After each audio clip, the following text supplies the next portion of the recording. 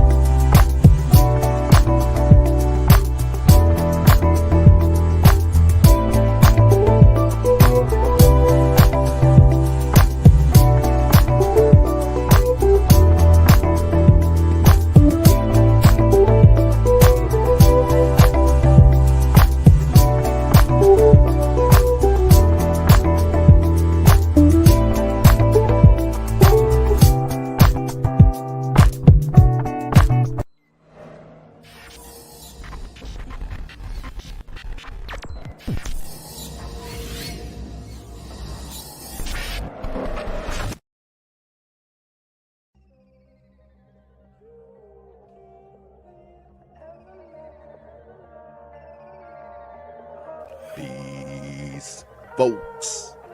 This is X from TPOT Media. Open your mind and wake your black ass up. You know what time it is. Hit that damn like button as you make your way in the door. Grab a seat, settle in, get ready. It's the Grown Man Hour with your host, my man, Bernard Riley.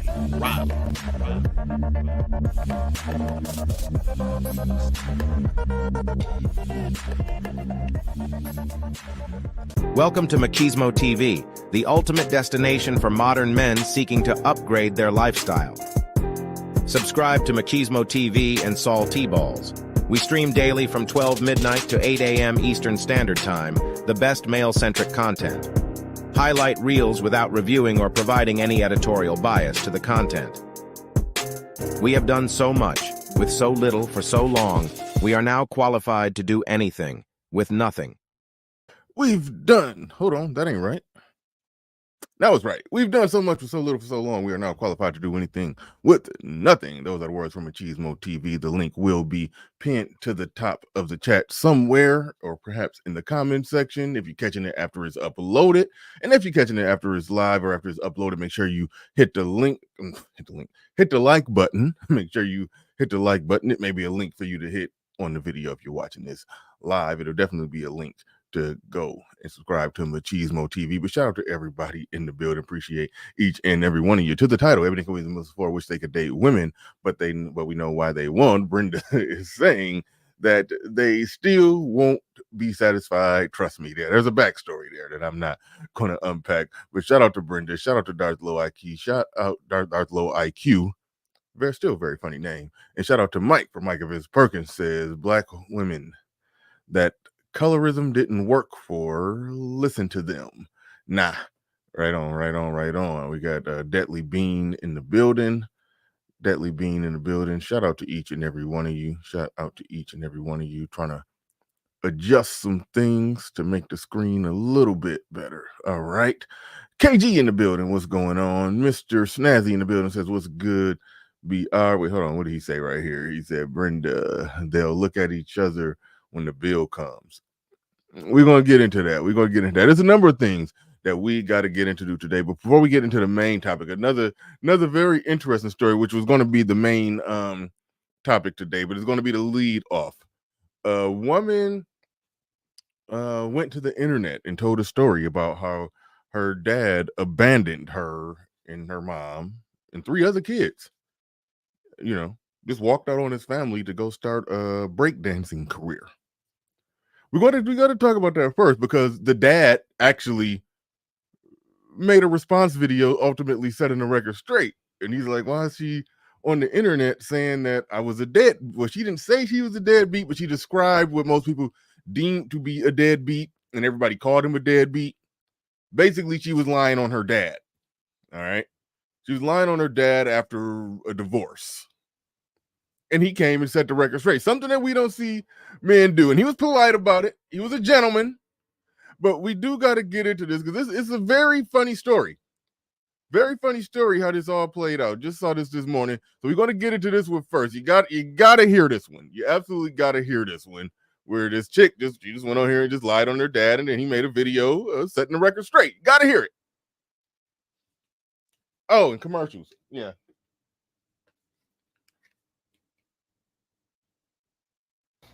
Okay, I wake up at 6 a.m. to do some work. I get my coffee. I sit down. I open my computer. And what am I greeted with? Well, hundreds of comments calling me a deadbeat dad, a child abandoner, and all manner of other insults. So I think, what's this all about? Well, after a few minutes of investigation, I discover that my daughter, Maddie, has made a video about me. She's a screenwriter in Hollywood. She's also a big social media influencer with millions of followers. Some of her videos get millions of views. And this video has tens of millions of views, 1 million likes, 20,000 comments, 40,000 bookmarks, 30,000 reposts. It's just insane. So I thought I'd better watch this video. And frankly, I was pretty chagrined by what I heard, to say the least. But honestly, the more I watch this video, the more I like it. Well, I like about 98% of it. However, I do need to correct a few statements in the video. But first, let's just watch Maddie's 90-second video, and then I'll give you my comments. What's a piece of trauma that you have that's funny? It has to actually be funny. I'll go first. My dad abandoned my family when I was 5 years old. That is a wife and 4 kids. He abandoned us and then pursued amateur breakdancing. Some more context is needed here. Needless to say, I will talk about this in a moment. All right, let's continue with the video. And he got really good. He blew up. He became a D-list celebrity status, viral breakdancer. He became the oldest actively competing breakdancer in the world. Then he got on Good Morning America and talk shows, and Washington Post wrote about him, and he went super viral, and he did all these interviews, and he danced with Paula Abdul. And here, I'll show you. Take a look at this 60-year-old breakdancer. Yes, 60 years old. Amazing. He's competing at a breakdancing competition. Keep in mind, those who just came in here, she's making this video saying that her daddy abandoned her mom, and other kids to go be a professional breakdancer. That's the story. That's what she's putting out there on social media. It got 10 million views. He's doing a response to it. In Philadelphia, and he may not have won, but I tell you what, he is winning over a lot of people on the internet. Yes. He really is. Yep. He's winning over a lot of people on the internet. This guy wouldn't pay my medical bills. That is not true. More on that in a minute.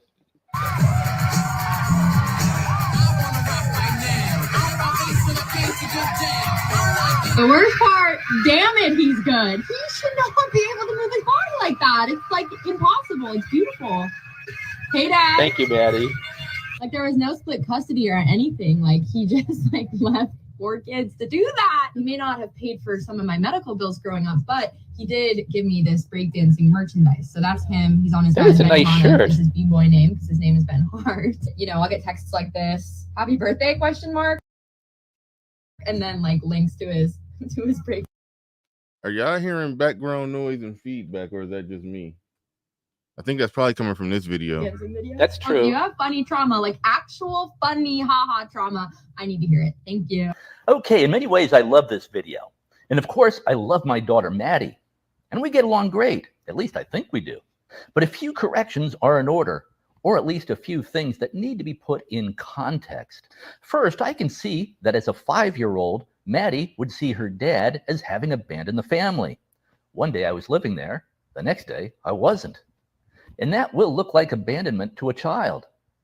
Now, very important, because we have it all the views in our head that we've had for years that the dad just left, and that's just that, and nobody looks at it any different. Nobody does a review on what actually happened. But from the kid perspective, is that after the mom and dad broke up, the dad used to sleep there every night. He doesn't sleep there. Kids viewed it as abandonment. The mom potentially says something that ain't exactly lining up with reality and her emotions, and kids walk around with the narrative, daddies leave. Hollywood and every other form of media, helps proliferate that, and that becomes the narrative. So right here, this is like almost stock run-of-the-mill stuff, but her going on the internet to talk about it is weird, especially given what he's about to say next. But married couples do get divorced about half the time in America. And I was just living a mile or so down the street in LaGrange, Illinois. We just weren't living under the same roof. Now, about not paying medical bills, that's just not correct.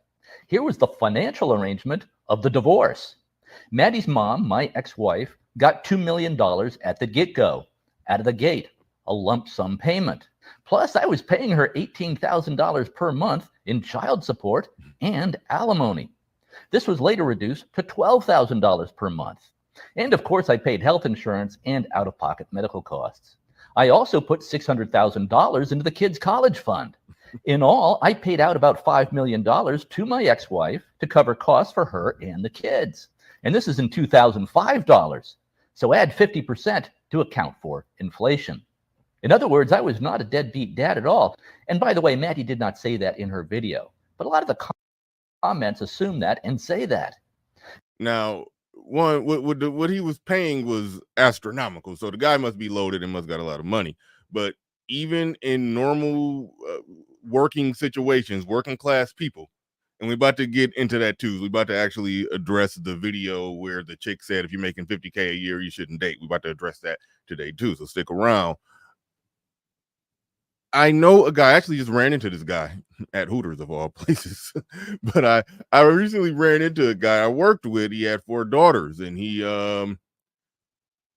after the divorce, he had to pay what was based off his salary, an astronomical amount of money. It was like, it was more than half of his income, but just put it like that. It was probably 60%. He had 4 daughters in a divorce, had to pay like 65% of his income was going to child support, something like that. That's what the mom and the daughters were living off of and eating off of. And it was some other unearned money that they were getting from something else.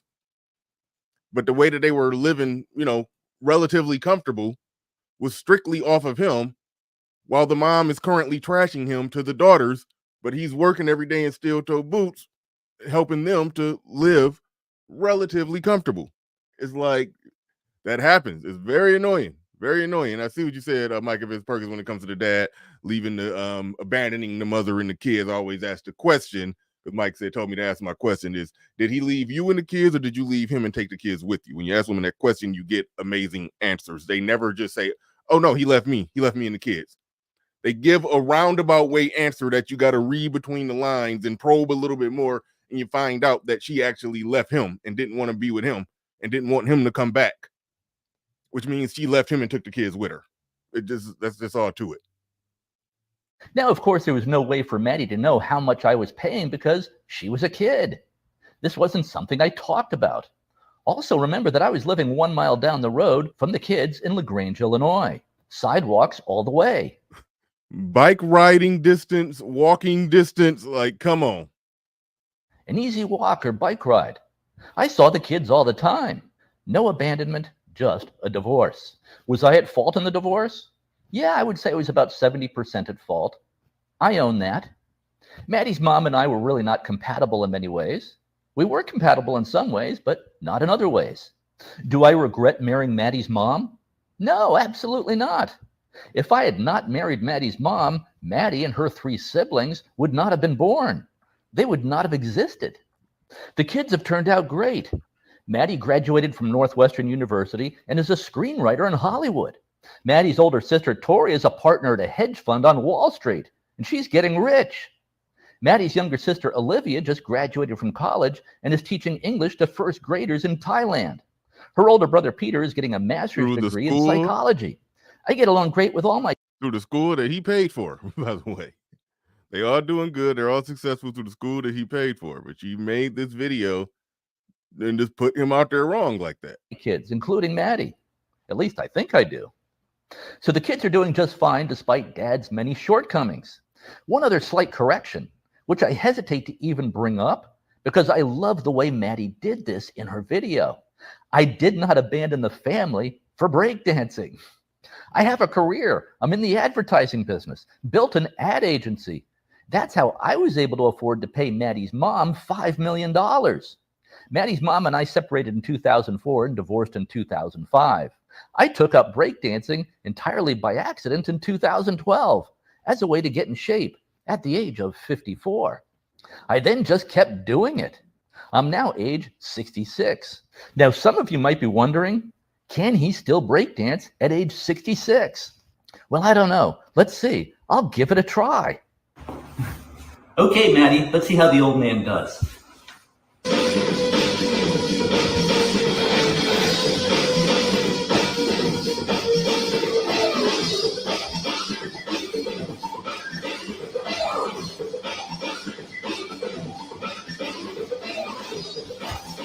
Okay.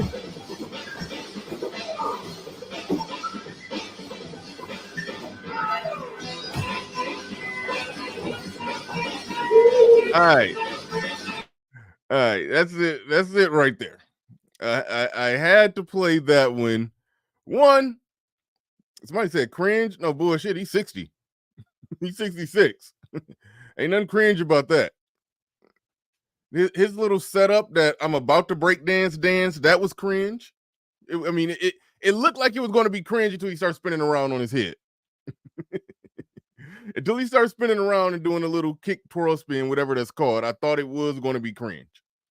But no, he's 66. He did damn good. The reason I had to play this because, like I say, I love when men speak up and tell their story. The girl is, I believe, some type of social media personality, and she wanted to tell her story, tell a story. She did it for the gram. I do believe that she probably knew that some aspects of the story was fabricated. I do believe she probably knew that. Then again, she probably didn't know.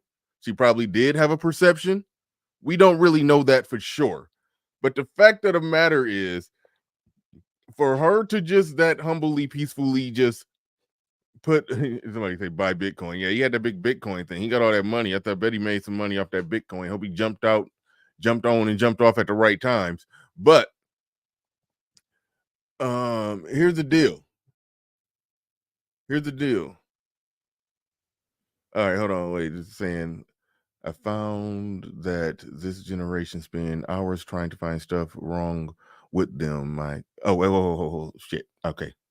Never mind. I'm not going to read that. You got to let me know if you're writing something for the show or something. Never mind. Okay. All right. It was something in the private chat that I almost read that I shouldn't have read. Okay. I thought that was something related for the show. All right. Here's the deal. For her to come on there and literally just put that out there so casually and physically show him. Like, you can see him. People know who he is. Like you said, he's a D-list celebrity. His name is kind of out there. It's like to depict and typecast him as a deadbeat and just do that just for fun, shits and giggles. It's like that's messed up. And nobody would do that to their mom. Nobody would tell some story of, just for fun, fabricated or not fabricated, lying or not lying, correct or incorrect. They could be absolutely correct. They will not do that to their mom. But with dads, they will willfully do that, and men quite often get criticized for not responding, for responding, but he responded in such a cool way that where nobody could really criticize. But a lot of times when men and dads, they step up and set the record straight, they get criticized. Oh, you being petty, you going back and forth with your kids on the internet. But he had grounds to be pissed off. This is a successful, known man. And to put it out there that he's a deadbeat, it's like, how did they just get the golden nerves to actually do that with a straight face for clicks and views? Blows my mind. Blows my mind that actually happens. But before Eminem was a trailblazer. Eminem's the only one brave enough to call out his mother publicly. Yeah. All right, here. All right, now before we get into the main topic of Ebony K Williams, this was something that I was about to talk about this before, then I lost the video, then I found the video, but this one got to get talked about. Y'all saw everybody cover this. This chick went, I guess, viral, or I don't even know what the numbers was, but I saw it enough. I guess it went viral. If you're making $50,000, don't date. I'm just being for real. You're not ready to date. Again, I'm with you. You're not ready to. You're not ready to date because courtship costs. Okay. Everything costs. Okay. You can go for 22 walks in the park. Eventually, shorty is gonna need a sip of something. She gonna be thirsty. This bottle of water is $3 in Atlanta. Let's not play. So if you don't have any expendable cash, don't date. And whatever that looks like for you, you might only make 50,000, but you live in a shoe, and now you got expendable cash. Or get you a bottom of the barrel bitch that's gonna date you when you have no money. If she doesn't have that expectation, and I'm gonna tell you this right now, enjoy it while it lasts, because eventually you're gonna wanna run. Because she doesn't stretch you, she doesn't make you the man that you need to become. She allows you to be this stagnant dude in the same jeans for days. You know what I'm saying? Be cutting up. I'm You just talk about saying. me. All right. Here's the deal with this. Here's the biggest issue with the whole idea of make $50,000, don't date. One, there's a demographic element to it. There's some different demographics and economics, I should say, going on in LA. Like, we generally understand that. I don't know how far 50,000 goes in LA compared to where I live or where a lot of other people live. So here's the deal. This is, that tidbit of information aside, the reason that this conversation really turns into a stupid conversation is because she's essentially saying police officers, firefighters, and school teachers shouldn't date. It's like that's where this gets just stupid, that this could get taken seriously. And it gets taken seriously. I ran across this video today, and I'm not going to play his video, but ABL, y'all know ABL, the black conservative commentator who this never gets old. I meant to delete it, but I'm glad I didn't. The black conservative commentator who looks like Sexy Red. Go save your daughter. She out there in them streets. Stop worrying about, all that other stuff you talking about. Go get your daughter, ABL. But no, even he made a video saying that he agreed with the girl. So yes, some men be agreeing with the women who make these statements. Now, again, like I said, school teachers, firefighters, police officers make around 50K. So right there is stupid. And in the ABL situation, it did reek of being, out of touch. Like, normal people making normal money, they date. They just don't date as high end, but they date. That's just all to it. But to cut through all of the all of the BS, the reason it's ridiculous for women to come on the internet and talk about that, and even say that if a man makes 50K, he shouldn't date, when all of them know good and hell well that they have given sexual access to a man that makes less. They've given sexual access to men who didn't spend a dime on them.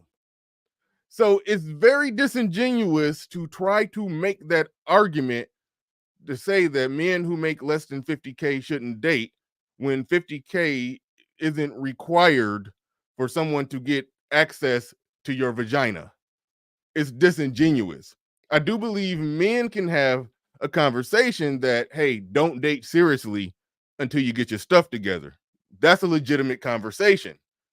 Don't be trying to pursue a chick in some serious long-term capacity if you ain't got your stuff together. That's a legitimate conversation. And there's some nuance and, arguments on both sides of that. But again, we're having a nuanced conversation. But if you fill up a room with 100 sexually active women, I'm willing to say that at least 90% of them have had sex with a man who they had no idea what he made, how much money he made, and he's probably spent no money on them, and probably had an ongoing friends with benefit situation, an F buddy situation, and all kinds of situations. This girl has an F buddy right now who's probably spent no money on her, who probably don't make 50K. like that, like we can almost guarantee that in the Ebony K Williams video that's coming up, it was a part where they did talk about having sex with a bum, and that's how they segued into talking about being with women. It's like so that's what in my assessment gets left out of these discussions. People not really just cutting through the nonsense, or they're defining dating as old school formal courting that very few people do anyway. If you're going to do old school formal courting and all of that stuff, yeah, there's a monetary aspect to it. Okay, we get it. We understand that. That's a thing. That's legitimate. But that ain't what's going on out here.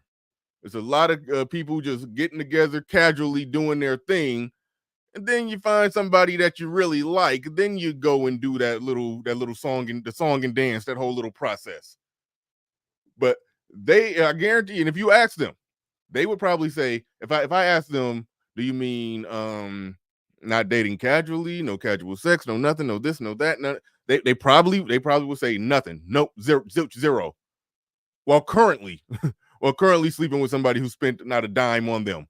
But dating costs. It costs money to date. It costs this. It costs that. You've slept with somebody who haven't spent a dime on you.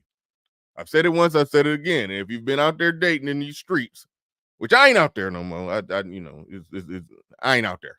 But if you've been out there, like I've been out there, you already know you've had sex with more women that you didn't spend money on, or you've probably spent more money on the women that you didn't have sex with. Than what you did on the women that you were pursuing that you never had sex with. So they're really just talking about just the, keeping up and upholding the monetary game of basically men just coming to spend money on them with little to no or very limited reward or in the process. They're really just trying to keep that game going. They don't want broke. They want as little as possible of guys without money out pursuing and trying to date. But him right there, he could get it without the money. Him right there, he could get it without the money. But generally, I don't want the rest of y'all out here trying to date unless y'all got money. But him right there, yeah, no. the guy that I'm screwing that I never went out on a date with, he's fine. But the rest of y'all, get your money up, because you want to make sure that those guys are there taking her out on dates. That's typically how the game goes. Typically how the game goes with that. Now, all right. Let's dig into it. Dig into the main topic here. I know this is going to look like a rehashing. I Older was raised to believe something that I already reviewed, but that is not the case. This is another clip from the same conversation. So let's roll it. Let's roll the not so beautiful bean footage. Ebony K Williams. our show up in this world is Ebony K Williams, and no man can just hop on that. And the beautiful Melyssa Ford. I want to preface all my answers with the fact that I am a progressive traditionalist. And let me tell y'all something, you are in for a treat of an episode, because you are... Oh, and by the way, progressive traditionalist, that does not exist. She made that up. That is not an active working term. I did the research. It doesn't exist. However, we have surmised that it essentially means a progressive traditionalist means she wants to be a progressive modern woman, but still have a man take care of her and provide for her in a traditional context without any of the limitations that come with being traditional. All right, moving forward. Sitting amongst women that are always going to tell it like it is, whether they get backlash or not. Did you know that 82% of women do not orgasm from vaginal sex? That is so What? sad. How do you feel about that? I think that is so sad. You're not one of those I women? am not one of those. No, but I've heard that statistic and it makes me weep. Yeah. I think in a certain relationship, I might have been one of those women. And I might have faked it a lot of times. I really don't care about that when they say that 80% of women don't orgasm vaginally. If you've had sex with enough women and if you've talked to enough women on this, it varies.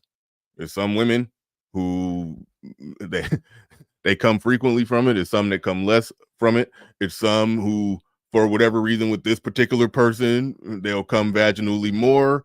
And that same person, it ain't like he just got a magic stick. Like, no, he can go to another woman, and for whatever reason, she's not coming off of him. And that particular woman will have another dude who can't make this woman come, but can make her come. It's different strokes for different folks, different vagina setups, different dick setups. None of that shit matters. But the way that the female body is set up, that most of them, they just don't come that easy. That's just all to it. It ain't the man's fault. It's biology. It's nature. Blame evolution or blame your creator. Blame the creator. It is what it is. Why would you ever do something Maybe like because that? I just was tired. I didn't want to do it anymore. Like, because sometimes I just hope it wasn't for his ego. No, I think it's the love for a person sometimes could trick you into being like, I want to make them feel good. And you kind of make your... And Jackie is right. There is a mental aspect to it as well. So with women, guys, no, we don't care. It's all physical. We don't have to be mentally, emotionally, and spiritually entangled into the situation to have an orgasm. But you're wrong when you say it's all mental, because some women can come from a one-night stand that they're not emotionally entangled into. So it's like I said, it's different for each woman.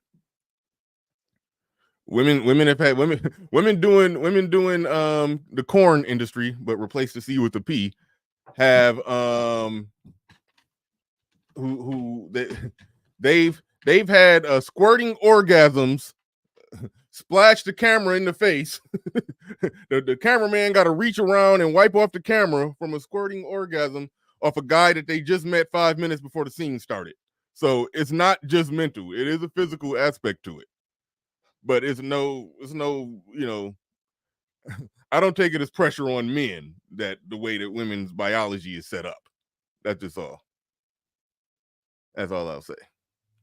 Yourself not feel as good. And that was my case. Like, I love that person so much that I was like, I'm going to just thug it out for a...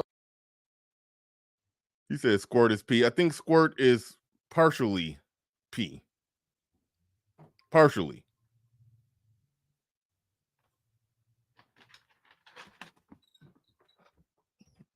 I don't know.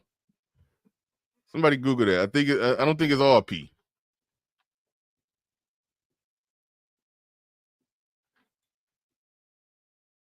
Brenda said it's all mental from the woman BR. Okay, it's mental. I agree that it's mental from you, but for some women,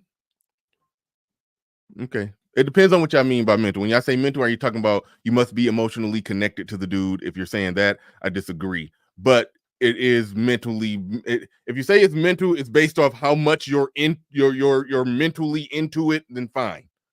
But if you're talking about you must be emotionally attached and connected, I know that that's not true. I know that that's not true. Okay, no, not emotional, but mental. Okay, I was merging mental and emotional. So yes, I will agree. Then it is mental. It is mental for the woman. All right, fine.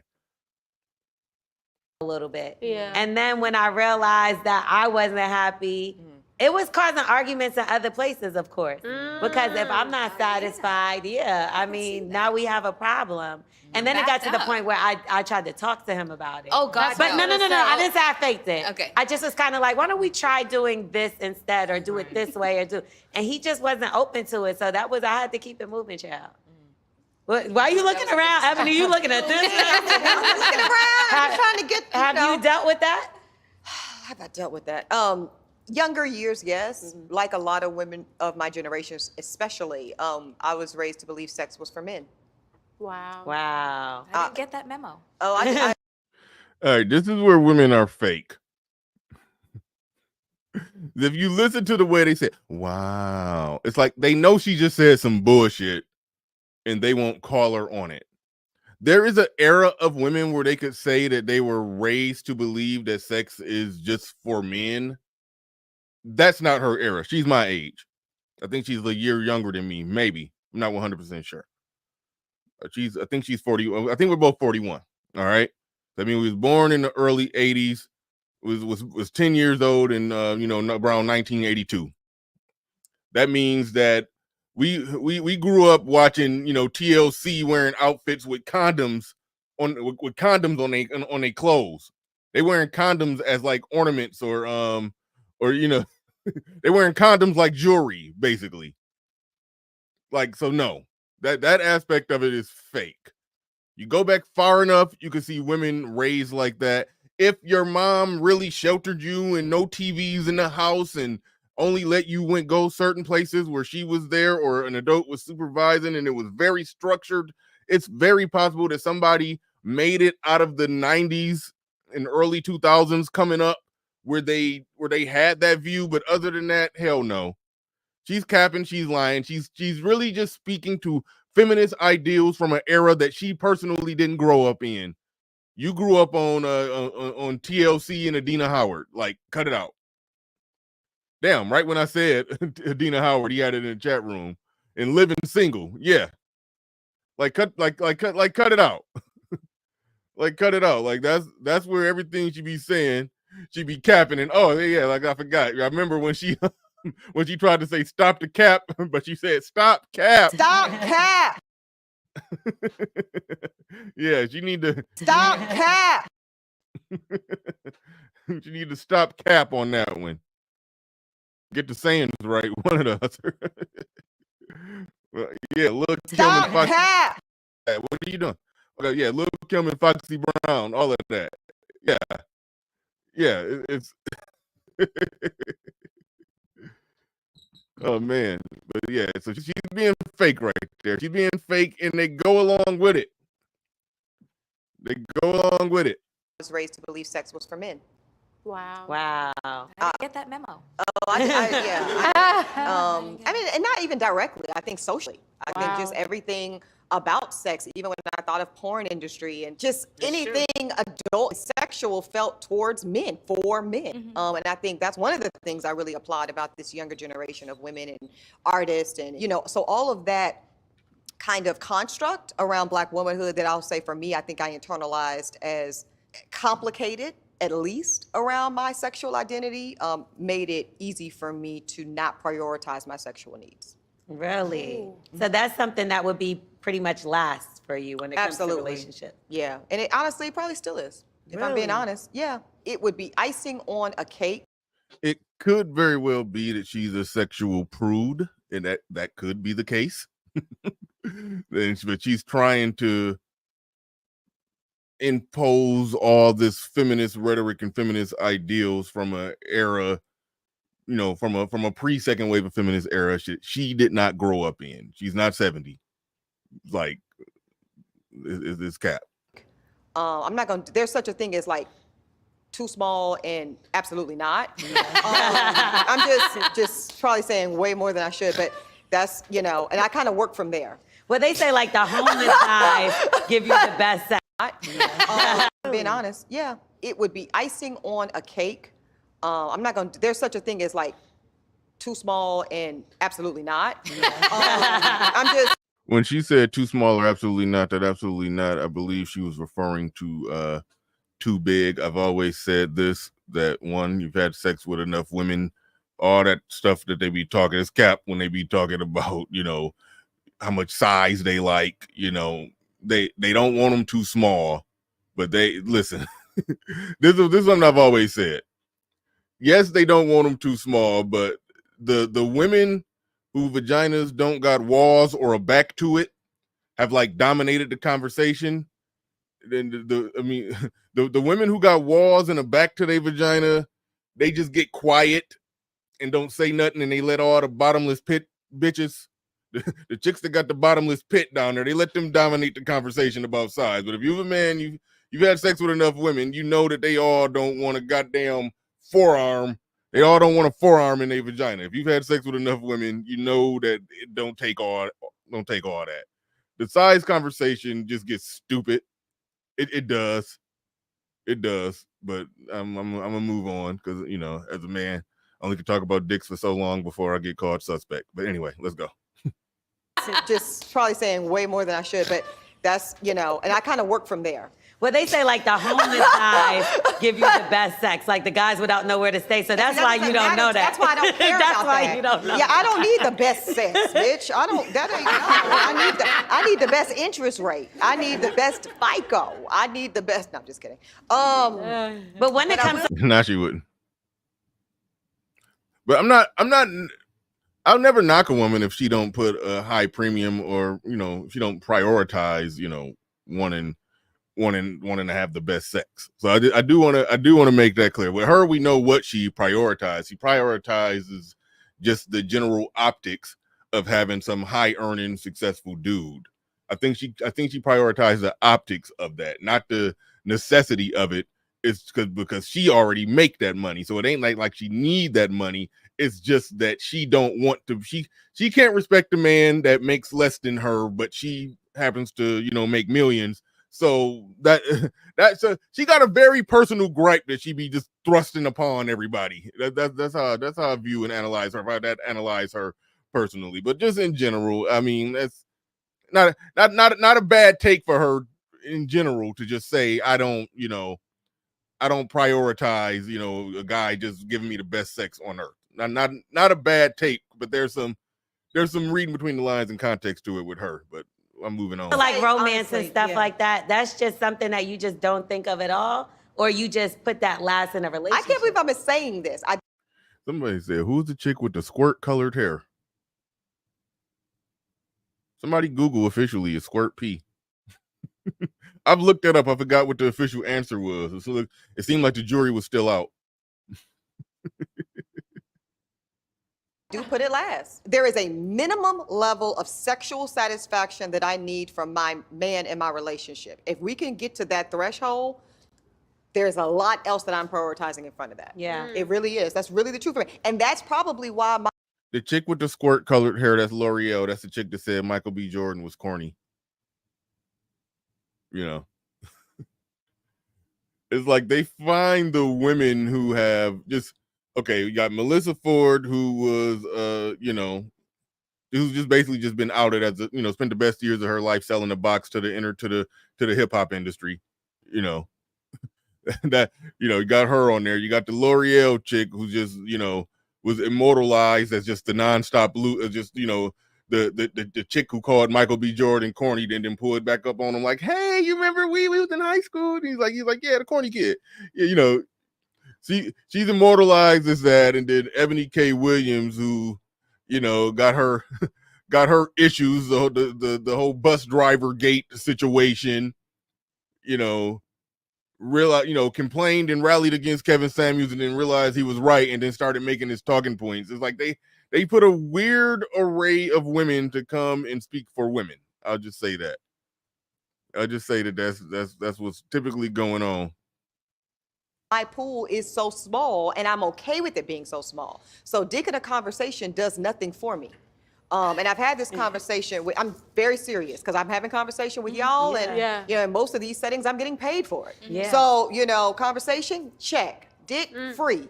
So it's the freest thing in America. True. It's plentiful. True. It's not rare. It's not special. It's not, I don't know. Yeah. You know what? I have a question for you. Has a woman ever approached you? Approached me? No. Like tried to date you? Date? No. I've had that experience and that wasn't for me. It wasn't for you.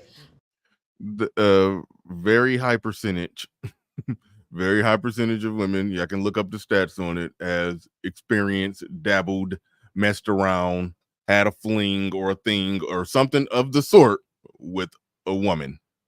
Is what it is on that. Yes, I've been approached many, many times by women, and nope, it's never on the table. I haven't had a bi-curious moment In your life? In my life. I've never kissed a girl. Nothing. What? I am. You've never I'm kissed a girl. shocked by I that, am Melyssa. Are you strictly sure? dickly, I swear.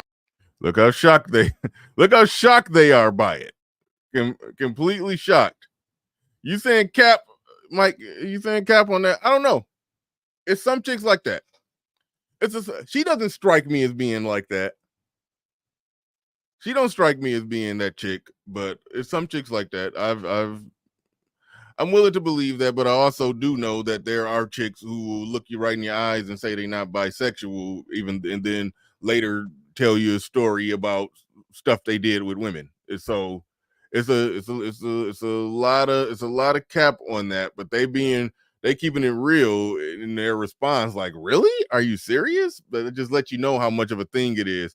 The chick on the left, they criticize men when men be talking about the size of a woman and how a woman look and all of that. But you notice when they edit and cut up and divvy up these videos, they never show her talking. The chick on the left, the biggest one, they never show her talking. It's like, even though they'll criticize men for saying that, they innately know and understand that the biggest chick on the panel is not the one that we want to present or show talking. It's really just Ebony K Williams, Melyssa Ford, and the chick in the middle with the pea-colored hair asking them questions. Just an observation there. No. And right there where it say channel memberships is now open. Yes, the live stream I did yesterday was really good. It got a little, not too wild, but wilder than what I cared to leave up. I put it on members only. So if you miss a live stream, by all means, go to the members only page. I think it's like $1.99 a month for the live streams that you missed. You could check them out. Make sure you go and do that. Make sure you hit the like button and all of that good stuff. And shout out to who we got here. Somebody came through, dropped $5. Freedman's Journal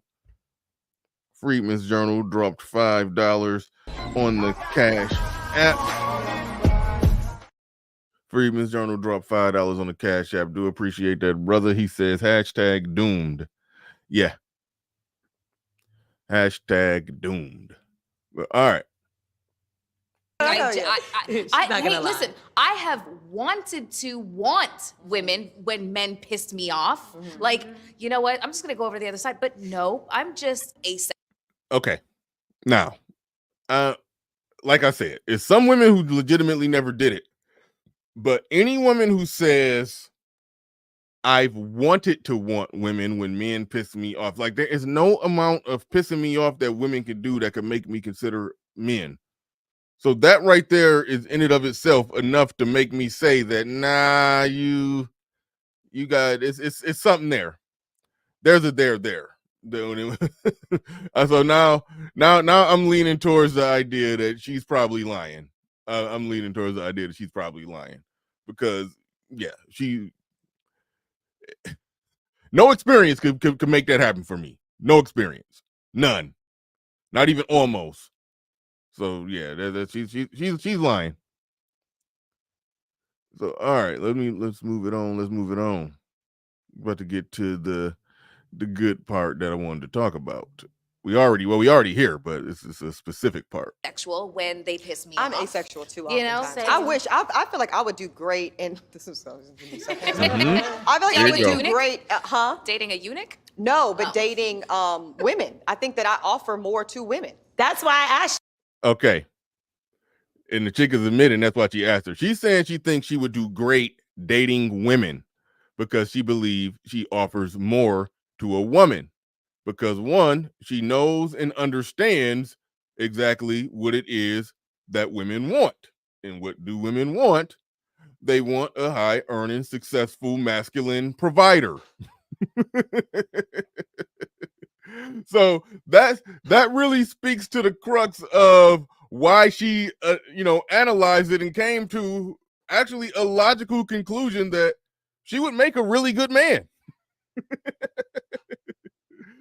like let that one sink in, that she talks about how hard it is for her to find the exact man that she's looking for, but also came to the conclusion that she would make a good man for a woman because she presents everything that a woman wants. But then you having all these conversations about why the man that you want is not interested in you. It's like, yes, you're a social lesbian. Yes, that's essentially what the deal is. You that, Yeah, because like I think I would have more value in a lesbian marketplace. I think yes, you'll be high value. You'll be a high value lesbian. Yes, all of that makes sense. you would be lit in the on the lesbian side of things. I agree. Maybe you should. I wish. No, I trust. Do you want to be my girlfriend, Ebony? That was what I was. Let me say it as TV friendly as if I enjoy the things that would be required of me. She's holding my hand, y'all. Well, let me make this bigger.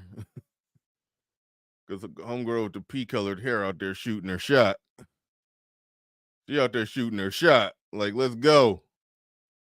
I would be your girlfriend, but you would still have to make more. See, that's the problem. Now you see what just happened right there? She just said, I would be your girlfriend. Essentially, I would be with a woman, but you still would have to make more money than me. You see, you see how it's like the boomerang coming back is going full circle where she understands that everything that she's become is the thing that women want. But if she gets with that woman now, the odd thing is that a lot of them, they making that money, they get with that woman, they'll take care of that woman, but they don't want to be with a man, even if that man is making a little less than them. They got a little bit of a little lack of respect for them. But I think she either caught the contradiction that she can't on one hand say that I would be great in a lesbian marketplace, I would be essentially a great man to a woman, but I get with that woman. If that woman does not have the same standards, that woman doesn't have to have the same standard or jump through the same hurdle that she causes the man to jump through. It's like more revelation is coming through that, oh, that's what it's like for men. They don't require that woman to jump through those same type of hurdles. So even you as a woman wouldn't be, valuable on that market if you put that little asterisk in place that they gotta make what you make or more. It's like that's where they run into that circle. That's where the boomerang come all the way back. It's like she realizes that. It's like she's having the realization, and I think that was probably some cap too, because she realized what the implications of that would be. She realized what the implications of that would be, that if she was dating women and she had the same standards of men, it would be a wide open dating pool for her.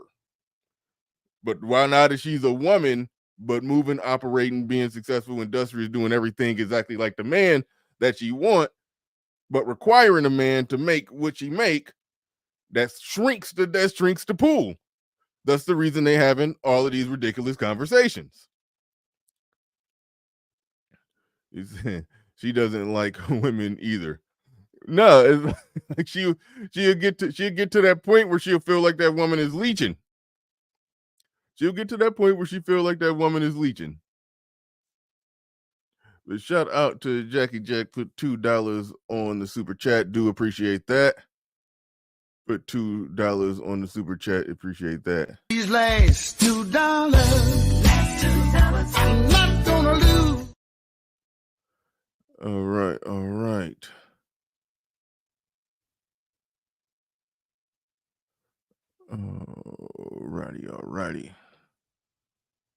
I had to click a few things. No, but shout out to Jackie Jack. Do appreciate you putting that on the super chat. Hold up. Good enough. I don't know. So let me. I have to run it up in the age, but yeah, unfortunately for me, that is not my sexual pleasure. Yeah, but you don't really have a But sexual oftentimes, I would. No. I have. Yeah, see that chick called her on it. That's why she's still shooting her shot. She said, "Hey, but you don't require that much sexual pleasure. You can get with a woman." It's just it's once in a blue moon. L. Damn. Look, she's speechless. No, I Now they pass it to the chick that they don't put the camera on. feel you on that. The frustration with men doesn't make me default to Right, women. to women. I still want this man to get it together. Whatever man that is, like, please. Yeah. Please. Whatever man that could possibly be. Yeah, like, it's not that hard. In my mind, it's not that hard. But it's like, I don't know if it's a fairy tale complex, but I feel like these things can happen. I don't know if I should just continue to focus on myself and that's what no, God for said. real. That's making me think about a lot of things. Yeah, that's a good way to wrap it up. All right, thank y'all so much. right. Listen, this was an amazing conversation. All right. Link is in the chat. Anybody want to get a piece of this? The women are out there having a conversation about how great of a man they would be to a woman. I think Beyonce made a song about that. I think Beyonce legit made a song about that. They said yellow wig, green nails. Yeah, she already acting like a lesbian.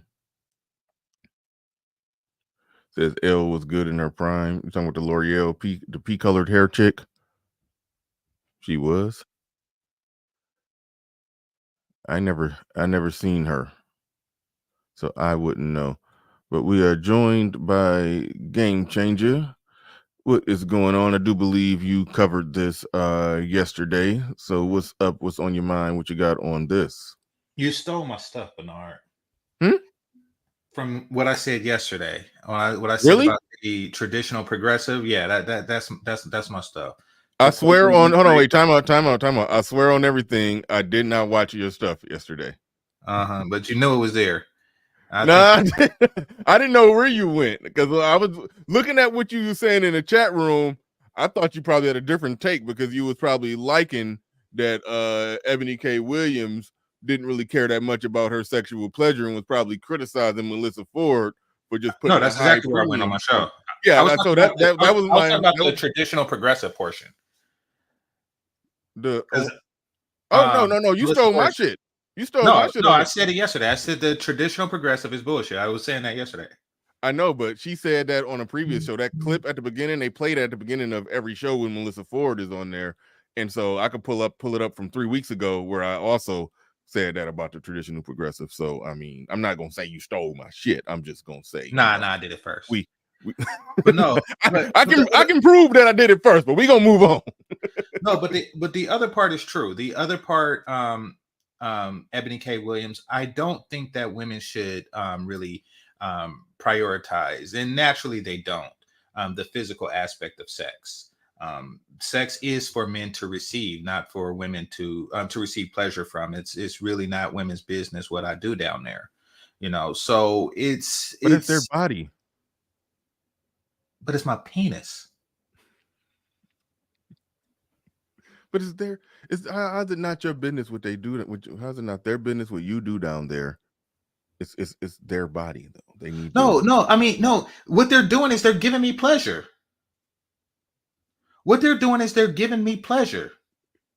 Like why are they so concerned about their own damn pleasure? No, Ebony K is right. No, it is for me to receive the pleasure. Like, then see, this is where all that weird swordsman talk comes from. You know, that's where stuff like that come into play. Like, listen, you know, the whole point. Okay, understand this. Sex begins when my penis goes up and it ends when it goes down. No matter what. Now, what happens between that? Whether she is pleased or not in that process doesn't stop it from being sex. It's only sex if my penis goes up, and it stops being sex when it goes down. It begins and ends with it. And it's not that I don't want women to receive pleasure from sex. It's not a matter of that. It is a matter of women are being taught to think like men and trying to receive sexual pleasure the way I do. And that's why they all confused, Bernard. They all confused because they're not men. And they can never receive the sheer satisfaction of having a penis. They can't. All right, but see, here's the deal with that. They do want to, D. You see, that's the problem with you. Okay. If they don't want to be like men, then why in the hell are they putting money down a stripper's drawers like some imbeciles? Hold on, Why? let me speak on this, but real quick, before I don't want to get too far off of it. From a social societal standpoint, and what generally makes a society function and the whole works between man, woman, child, family, the whole works. I think it does work better if the woman is not putting that as high of a premium on her own sexual pleasure. I get that 100%. But they are biological creatures, so it's like they get horny and they desire it, rather, regardless of the societal social norms, they do desire it, and that's probably the only flaw in what they you're saying. desire it because it's a social norm to desire it. Now, see, I don't know. I can't It go is, with that. listen, Pussies get wet. No. Bernard, Changer. you can't desire something that's of strong abundance like that. You can't. Listen, the only women who desire it like that, that desire it the same way that men do are sluts. They're complete and total sluts. But since these women aren't complete and total sluts, then they don't desire it the same way men do. I mean, okay. So when you're single, do you turn down attractive women because you're just not in the mood? Because they do. Why? Because it's not an overabundance. Yeah. Yeah, exactly. So miss me with that. If they desired it the same way men do, then it wouldn't even be this type of party. Like I know they don't desire it the same way that men do, but only thing I'm saying if is they that desire the physical aspect the way men desire the physical aspect of it. But no, it's psychological to them. Only thing I'm saying is that there is a biological itch that they need to be, that they desire, they need it to be scratched, and that has nothing to do with society and social norms. Okay, so even if that's true, Bernard, why should we as men care? Because it's more about our itch. It's more about my penis than it is about her vagina. And that's the problem. That's one of the many problems with modern women. They think everything revolves around their vagina, but it don't. It revolves around my penis. Now, let me say this. This chick here, I'm not about to play it again because I already talked about it. But that chick there, if you find the whole video of this, it was like a 7-minute video. And actually, I may find that because she was saying something along the lines of how women, she was saying they technically don't cheat, or they would only cheat if something if something was lacking or something was missing, or if somebody wasn't doing something that they was supposed to be doing, or this or that or whatever.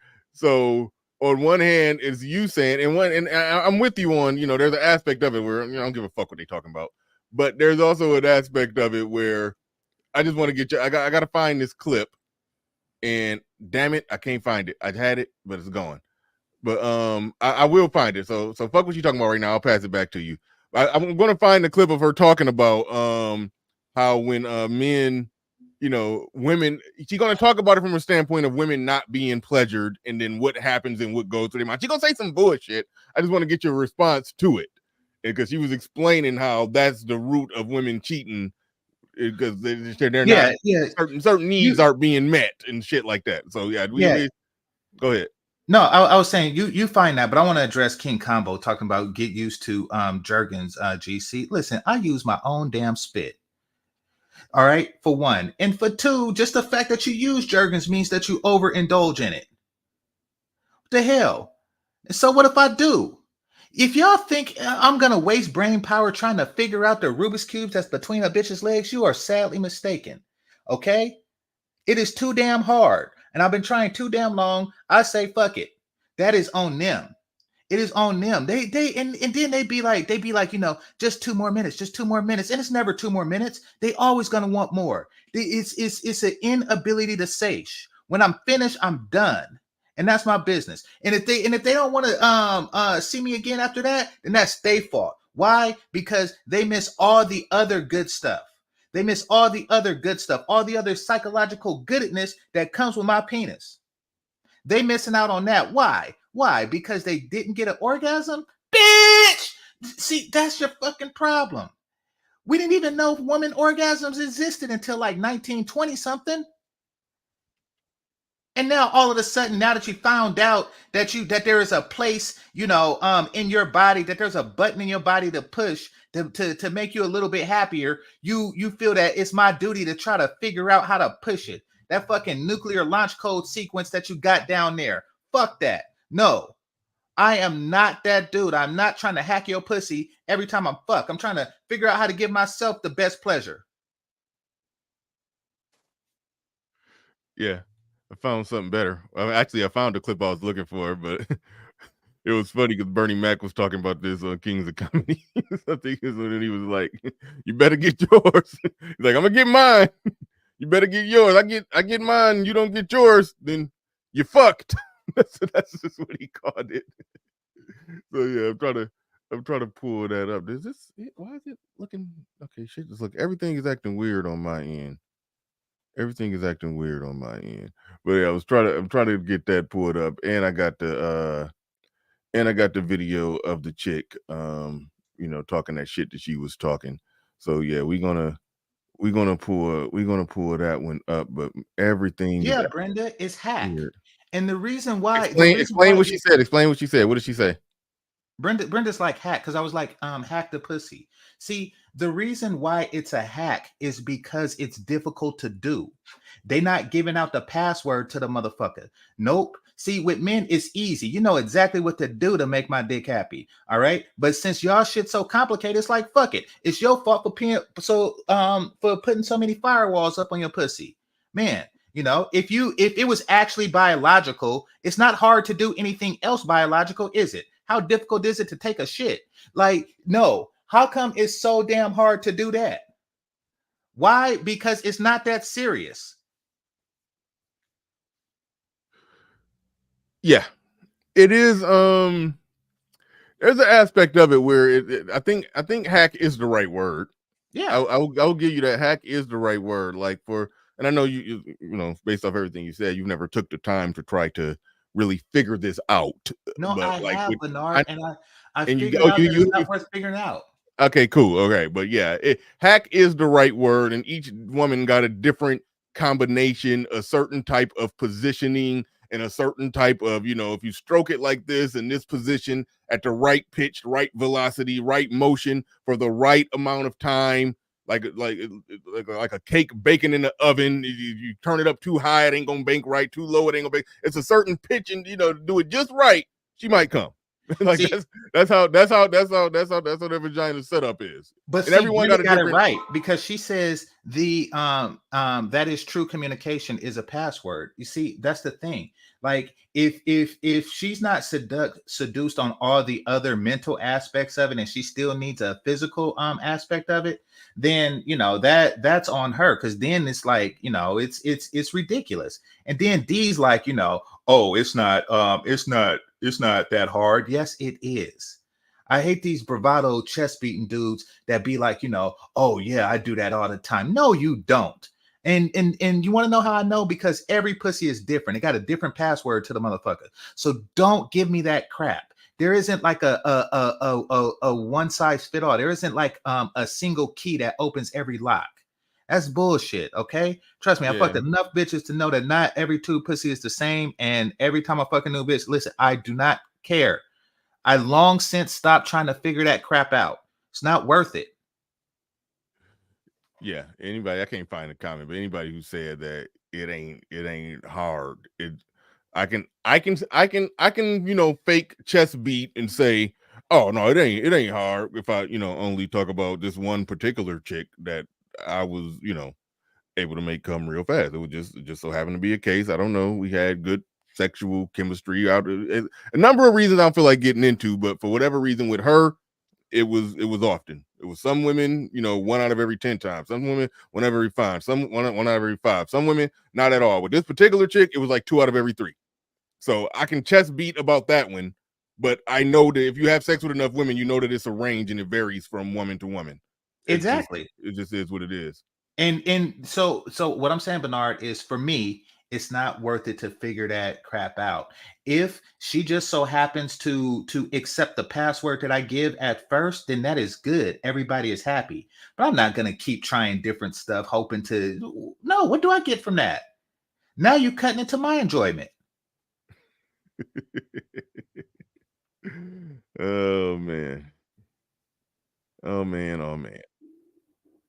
Let's see. Let me pull this up. Let me pull this up of this chick. The chick who made the video, the infamous video about men who make 50K Mhm. should not date. There was more to that nobody else talked about or touched on. There's a lot more to that, and she's speaking damn near on the lines of what we're talking about. Hopefully I got it at the right part. Let's go. For you that are more than what your man is doing, not you specifically, but anybody who's dealing with someone, does that mean like you can be loving more than one person? Are you open to leave your relationship? That's the question. Are you open to leaving your relationship, or are you noticing the things that these other people are doing for you and bringing that back home and shamelessly plugging it in communication with your person, right? Because if they don't know you want something or need something, All right, we got to if you back didn't up because that emotion of dick. All right, we got to back up. But all right, so it was something that shit you were saying earlier about women not receiving pleasure shouldn't care about their pleasure during sex that prompted me to remember a part of this. So we just gonna play it from the beginning and just do a live. We just gonna do a live react and we'll catch up to the part. Because like if your neighbor 5 blocks down dies, you don't give a damn. You don't cry about it. You don't go to the funeral. You don't send. All right, could you pause it? You're just looking to see who the next neighbor is. I want to point out that she's fat, for the record, and the reason why I'm doing that is because what she's about to say is going to hit different. I haven't seen this before, but understand that she is speaking from the point of view of a fat bitch. So understand that when her words are coming. All right, continue. All right. Okay. Is moving it. Right. Right. But if your neighbor right next looking to see who the next neighbor is moving it. Right. Right.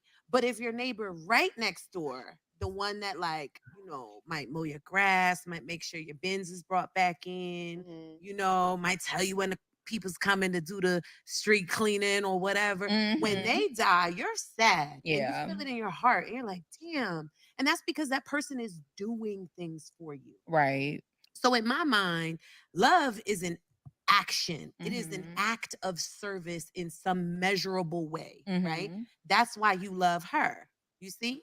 And by the end of the show, you're gonna love me too. I already do, girl. But in all honesty, right? The love has not begun because I have yet to do anything for you. As we open up the show and I start damn saying it. things that are like, y'all see what's going on here? Okay, women, particularly Brenda and Jackie and stuff. Listen, you are her better. Who is she to lecture you about anything at all? This is your better. I don't go around telling a Navy SEAL, no, this is how you swim. No, these women are her better. They're her better because they're more attractive than her. How dare you bring your less valued vagina to more attractive women? See, that's the.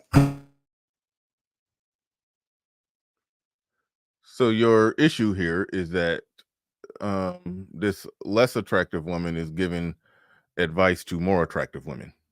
That's your issue. That's the issue you got there. If I understand it right. You went mute, or you threw your laptop, or I don't know what happened. All right, I'm just gonna roll it. The thing that I noticed is that she's talking about that. She's basically saying My women bad. only. That was my mic. Okay, I thought you threw your laptop. No, I hit something off the table and then that hit the mic, and it pisses me off. It pisses me off. See, this is the problem. This is the problem with black women. This is the root of the problem. Y'all treat lesser women as if they're regular. Y'all treat them as if they regular, as if they deserve like a vote in vaginal affairs. And sometimes y'all treat them as superiors. And that's part of being stupid. Look at the social hierarchy of other women. It's always like the mean girl or the clueless girl, or that's the top chick. It's always the prettiest girl in school. In other communities, that's the top chick. But y'all listen to Medea, a goddamn man in a wig. See, and y'all take the advice of an ugly bitch as if she has, or a lesser bitch, as if she has bearing on what your vagina is. Yours is actually worth a damn. What kind of crap is this? Did y'all just sitting there like, this bitch don't have nothing on you. Her vagina don't have shit to do with you. Okay? Yours is in a completely different realm. I don't go around giving LeBron James basketball advice. Why? Because he's my superior in that regard. He is. And you are her superior in the matter of being a woman. Because you are physically more attractive, you are better at being a woman than her, and she ain't got shit to say to you. All right. What I gather from it is that she was basically saying that women only love based off what a man is doing for them. I didn't hear her words. You didn't hear no words. Those were some defining words that I heard that sets up what she was saying. That it's sort of like the Chris Rock statement that women, children, and dogs are loved unconditionally. Men are loved based off whether or not they can provide something. And I can understand a woman saying it for the ticket to get in the door. Is you got to be coming with something. I get the logic in that, but putting the word love in that, like, it's like no. That's a different thing if when you're attaching love, feelings, and emotions based off what somebody is doing for you. No, just categorize that as you want somebody to do A, B, and C. Just call it what it is. But all right. Wow, changed my perspective. When I leave, you're gonna be like, girl, I love you, girl. Right. And it's because of that action. It doesn't mean that I'm buying you things. It doesn't always mean that I'm doing things. It doesn't always mean that, but it's some form of measurable action that creates love. I mean, your grandma and grandpa didn't love each other for 52 years. They just continued to serve one another. They continue to do things for each other. And that's where love comes from. We be so deep in the emotion of dick that we make that the love, and the love landline. Hello, hang that shit up. Hang it up. Because that's how relationships end up never getting anywhere. That's true. Because there's no action involved. So you just emotionally vested in one another for no damn reason. Right. And then you find somebody else that does something for you. Child, you go to that bar by yourself, and that man buys you a drink, pulls out your chair, calls valet for you. All of a sudden, you don't love your man no more. Right. All of a sudden, you like, man, this guy that I met was amazing. Yeah. Okay. The goofiest part of that is that I guarantee whatever dude she's with did more than buy a $8 drink and call valet. It's like that. That's where it get goofy, and then that's where they try to justify them fucking somebody else because he wasn't doing something. But like I always said, no matter what you're doing for some of these chicks, once they get used to you doing it, now you ain't doing shit. That's what that categorically falls into. And then they start trying to, make those arguments that she's going to make going forward that women don't, they don't really cheat. It's just because something was lacking or something was missing, and blah blah blah blah blah blah blah. That's where that shit tries to get into. And also she got rolls. She got stomach rolls. Okay. No, it's worse than that. Like, I mean, see, you say you guarantee that listen, I guarantee that every man that's fucking her would rather be fucking the one on the screen right now. I guarantee that, unless you some type of bumpkin that's on some colorism crap, which means you're stupid. Each and every single other man out there would rather be fucking her. And you want to know why? Because she's hotter. And what she's doing to mitigate that is she's saying whatever she needs to say to corrupt these chicks. That's what she's doing. This is a corruptive tactic. She is a saboteur, Bernard. She's trying to sabotage the more attractive women that are foolish enough to listen to her fat ass. She's trying to sabotage them to make a path to her pussy. She wants these chicks to go out on some, you don't love me because you don't do this, and this. And then she's going to go behind these girls' back and steal my penis. That's what she's going to try to do. She's going to try to steal my penis from their mouth. That's her whole agenda, Bernard. It's trickery. It's trickery point blank. She's leading these women astray deliberately, telling more attractive women not to mess with dudes that don't make 50K. So she can so that'll give the guys who make 50K no choice but to go to her fat ass vagina. That is her tactic. You see, when a woman can't use beauty, they start using other tactics. They start becoming sinister. They start becoming tricksy. They start becoming false. They start doing stuff to sabotage the competition is what they're doing. They are eliminating the competition.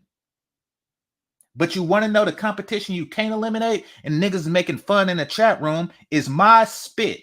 You never gonna eliminate that shit.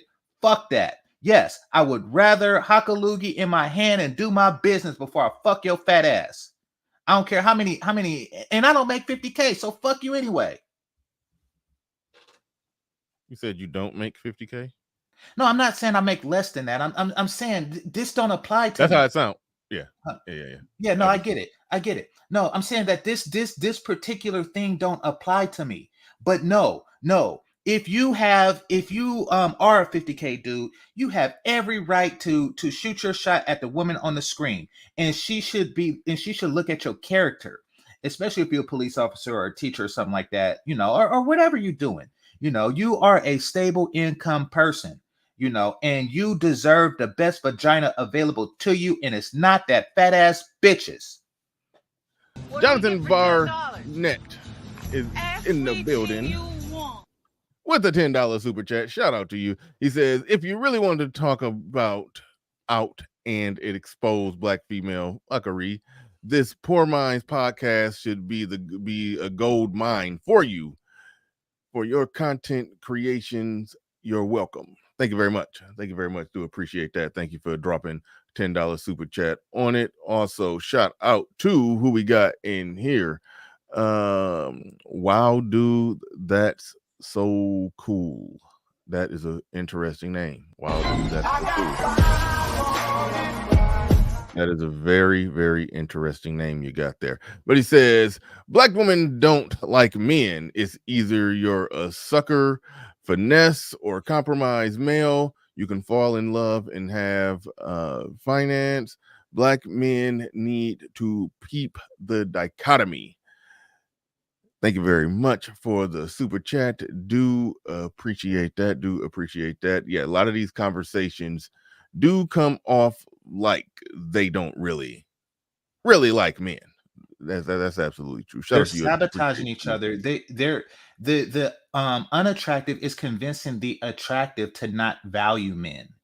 Mm-hmm. And it's easy for them to do because they have such an abundance that, and since scarcity equals value and value equals scarcity, it's reflexive, they can easily say, I don't value something that's not scarce. So they are instilling that. They're driving that into the better women. And I blame the attractive women, damn it. I blame y'all, the attractive black women in the world. That's y'all. Y'all stupid. Y'all been listening to Mammy. Y'all been listening to the Parkers. Y'all been listening to what's her name? Medea. What's his name? Medea. You see, ever since Hattie McDaniel and ever since the Mammy trope, y'all just think that it's okay to have a uglier figure tell you what to do with your more precious vagina.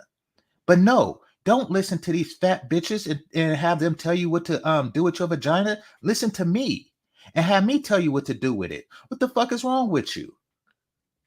So I agree with that. I do. But on the other side, my bad. I thought I heard it. No.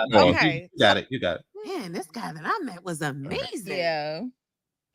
Okay. So I agree with that. I do. But on the other side, because that's what I'm wondering too. So that makes me feel like if you can love somebody by measurable things that they do, does that mean that, like, if somebody comes in and does things measurable for you that are more than what your man is doing, not you specifically, but anybody who's dealing with someone, does that mean like you can be loving more than one person?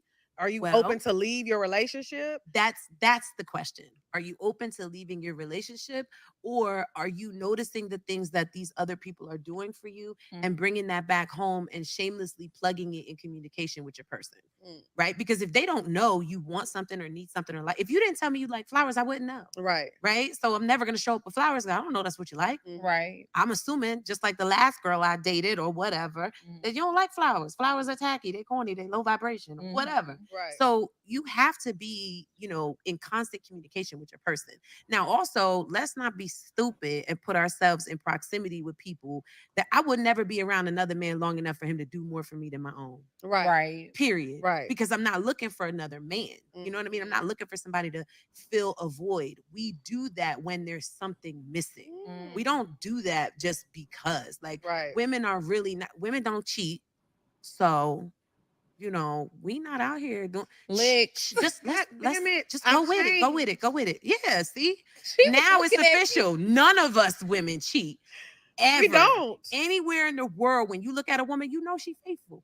And she's faithful because she got fulfilled man at home that does things for her. And the ones that don't, they the ones that slide around and find something else and fill other shoes, and they want some dick, and they want some pause dollars, it. and they want She didn't say that in the context that I thought she did when I went back and listened to it, but the context that she did say it in is still bad. So go ahead. Well, no, I mean, essentially what she's doing is she's saying that if a woman decides to cheat, it's a man's fault because he's not doing enough for her. Is what she's trying to get at, which really is her way of saying, listen, you attractive women, you should cheat, because no matter what, he's not doing enough for you, or he's not doing the things that you want him to do exactly as you want him to do it. So, you should cheat. In other words, that's perfectly fine. See, and this is what I was talking about. And this is what I mean when I say the physical aspect of sex. This is taught behavior. They're teaching, women to think like this and behave like this, not as a natural construct. This is something that's instilled into them by women with, ulterior motives. Like this chick, and her ulterior motive is to make way to her vagina. Yeah, she went with the same old shit that Steve Harvey done sat there on one of them damn couches and said the same thing, where women not just going to cheat, it's because something was lacking. It's just more of that trying to gaslight men into thinking it's their fault based off what a damn free person is doing. But also, like you pointing out, that she is giving horribly bad advice to other women that's going to have them looking at anything that somebody else could potentially do. This person could do more, and you're not cheating if you go ahead and explore that, because if your man wasn't doing it, then you might as well go on and do it. So yeah, she's brought on there, look like she's the expert with the advice, but she's doing a better job at tainting the whole pool. She's pissing in the dating pool, basically what she's doing. Exactly. And these chicks are swallowing it. These chicks are swallowing it because they listen. So years ago, right, minding my own business, walking down the boulevard to a Halloween store, and shout out to Noordine. And then I seen 3 white girls outside of it, right? It was 2 regular sized white girls, and it was 1 fat one. And you know how white girls like to basically just wear lingerie on Halloween, right? And they was trying to convince the fat one to do it. She was like, no, I'm not gonna. She was like, look at me, I'm basically gonna be wearing black panties, and I don't see a problem. She was like, yeah, but look at your shape. And they were trying to convince this girl, to stuff her fat ass into some lingerie and go to a frat party or some crap like that. They was actually trying to convince her, and she was pushing back. And you want to know why? Because she knew better. She knew what they was gonna do. She knew that they were setting her up so they could look that much hotter next to the fat bitch with size 14 panties on. They knew exactly what they was doing to that chick, and she knew that she was being set up, for some bullshit. However, these chicks here, the ones sitting there, they don't know it. They don't know that they're being set up for some crap. They think that this is old bitch wisdom, or they think that this is fat bitch wisdom. It is not. It is not. It is trickery and it is deceit. It is funny how it is almost like you see it as an archetype in movies, but it is something like you said, fat bitch wisdom. It's like they do that in black movies where the fat chick be the one with all the knowledge and understanding and giving the game to everybody. That is a thing. You do see that. But yeah, I mean they're presented as the leaders. Yeah. Yeah, and I just stumbled across something that it was brought up previously within the question of peeing and squirting and all of that. And according to Google Almighty, let's had to look that up. So it says conclusion. The present data based on ultrasonographic bladder monitoring and biochemical analysis indicate that squirting is essentially the involuntary emission of piss during sexual activity. Although a marginal contribution of prosthetic secretions, I know I could read it, I just couldn't say it. Secretions, to the emitted fluid often exists. So basically they're saying it's piss with some other stuff in it. Yeah.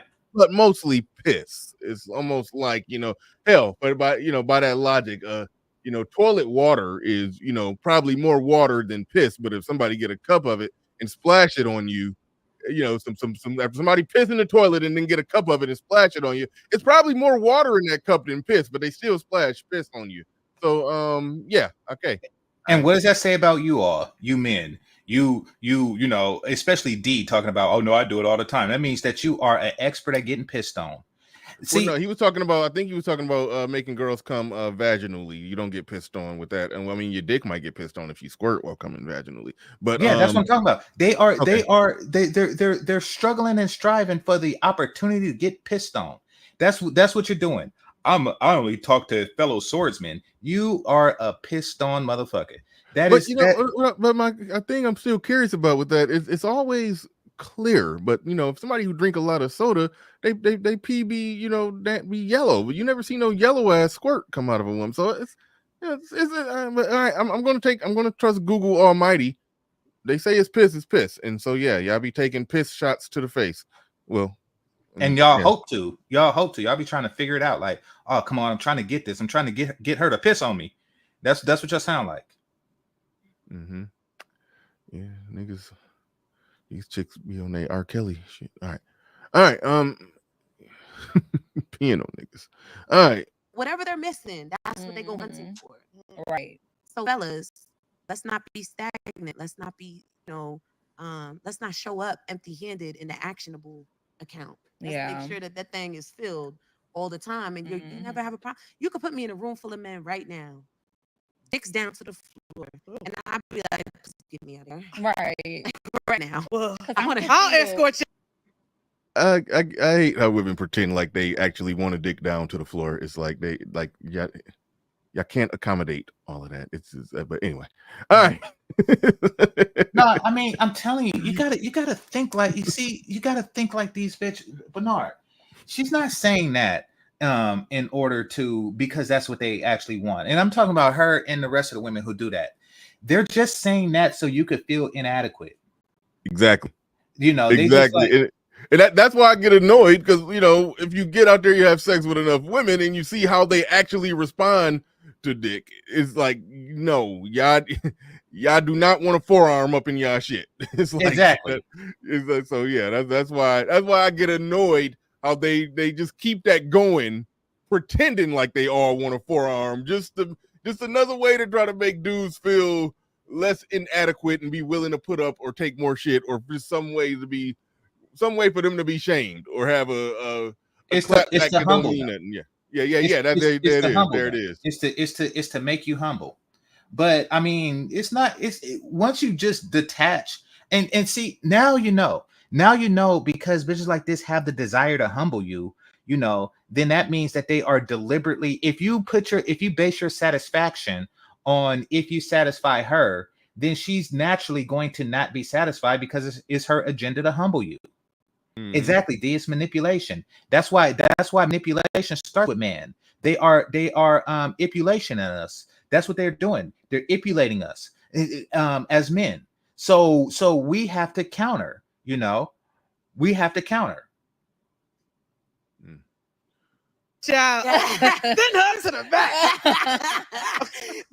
but I don't find desire in other people pleasing me. It doesn't do anything for me. Right. It doesn't Okay. excite me. It doesn't I'm not thirsty for that attention because I get all of that and then some. Yeah, and I always wonder why people stay in situations if you aren't completely fulfilled. If you feel like you with this man, but you have to go outside of him for other things, like, oh, maybe he's not buying you enough gifts, or maybe Is that he the doesn't same show chick? extra service, or maybe Is that like Shaq-Chi and Humpty Hump? No, you're talking about, is she the same one as this other chick right here? Yeah. No, they Okay. ain't the same. Different dress on. In hair and nose, mouth, and face and everything, yeah. And outfit. Okay. Genetic structure. I mean, they got different DNA. Yeah. Okay. No, I have TI and TIP. I thought it was the same bitch, but my mistake. Yeah. always wonder why people stay in situations if you aren't completely fulfilled. If you feel like you with this man, but you have to go outside of him for other things, like, oh, maybe he's not buying you enough gifts, or maybe he doesn't show acts of service, or maybe, y'all don't share the same love language. And so you looking for it in other people. Why stay in the relationship? Because we don't want to be alone. Are people afraid that they will never find what they're We looking for? don't want to be alone, and we know we're not enough for that next one. Right. We know that next guy that does all those things, that has all those things, we know deep down inside, when I say, people are going to rip me for this. Like, you said women aren't enough. We ain't. We show up half-assed all the time and expect somebody to show out for us. So I can agree with that. When we put ourselves together and you become a high value woman, when you have some shit to say, when you sit Ain't down, this when you a have something to bitch? offer, when you're Go ahead. She's not a high value woman. By virtue of being fat, you of low value. What kind of crap is this? When we put forth the effort, what effort have you put forth to be a high value woman? You ain't did shit that a man wants. Nothing. Well, I don't know if she was exactly talking about her. I was giving her halfway credit because she said women do show up. Don't give the advice. Don't tell others when you put the effort for it to be a high value woman. You haven't done it. Yeah. Done anything. Yeah. You haven't done anything to be a high value woman. So what you know of it? What you know of what? See, and that's the thing. That's why I'm saying low value women, i.e., fat women, should not be telling higher valued women what to do, what to look, or how to look, or who to suck. They should not be telling them stuff like that. Their advice means nothing. She's not fat though, you southern bastard. That's what fat looks like.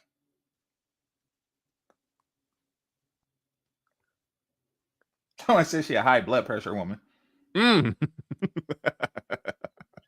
That's fucked up. Yeah, just for the record, Kevin Samuels is the person who popularized the term high value man, and he did give a definition before of what a high value woman was, and it was heavily weighted on her physical appearance, being in shape, being fit. He even broke it down, something called it the high value woman diet. He actually should have pushed that.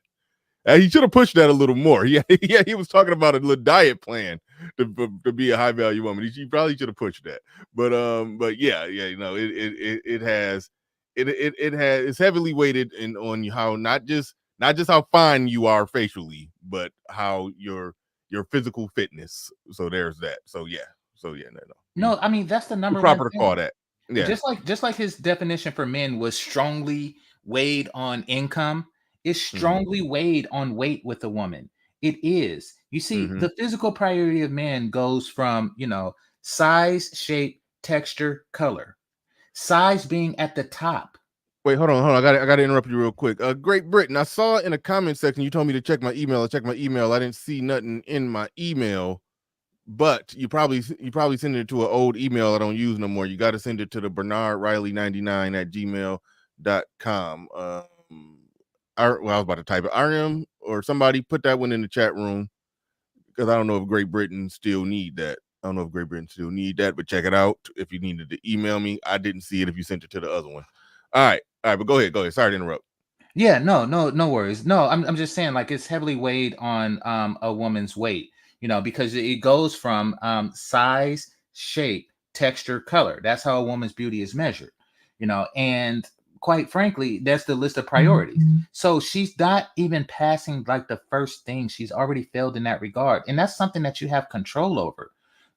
Sweetie, you should not give advice to your betters, either your genetic betters or either, the women who work out more to be, to be fitter.